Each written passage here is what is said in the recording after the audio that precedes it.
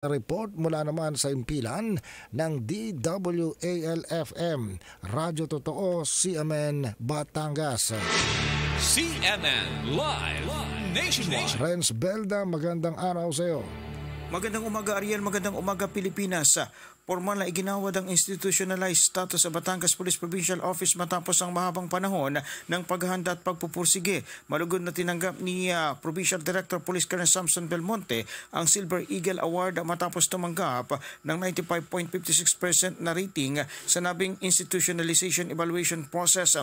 Ang programa ay pinangunahan ni Police Colonel Mariano Rodriguez na Chief ng Regional Staff ng Police Regional Office 4A at Chief ng Regional Police Strategy Management Unit kasamang Regional Advisory Group for Police Transformation and Development member na si Mrs. Teresita Liabres at ang Provincial Advisory Group Chairman na si Dr. Rolando Tumambing. Dumalo sa programa si Governor Hermelando Mandanas kung saan ipinahayag nito ang kanyang suporta sa buong kapulisan ng Batangas.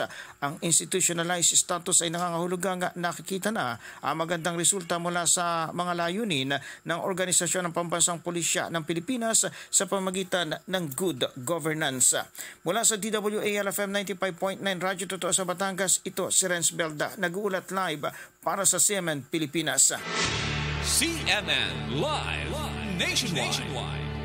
Maraming salamat Renz Belda mula po naman sa impilan ng Radyo Totoo, CMN Batangas.